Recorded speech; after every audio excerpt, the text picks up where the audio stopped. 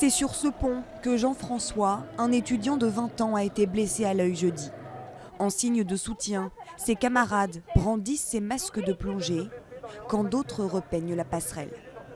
Pour eux, la blessure est due à un tir de balle de défense. Tu voyez bien ces barrières-là, elles sont largement au-dessus des hanches. C'est pas un endroit où on peut pas tirer dans les jambes à ce niveau-là. Donc c'est qu'il y avait une volonté de blesser et ça c'est parfaitement inacceptable. Puis le cortège a repris son parcours, 3500 personnes selon la CGT, devant les syndicats, derrière les jeunes. Mais arrivés sur l'esplanade Charles de Gaulle, ils ne se dispersent pas et investissent ce cinéma. Les spectateurs ont été évacués.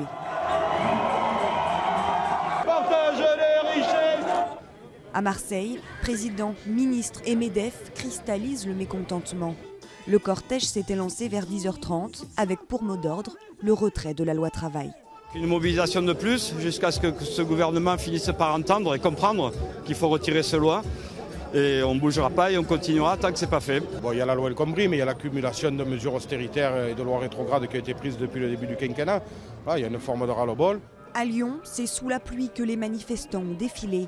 Là encore, l'abrogation de la loi travail est au cœur des revendications.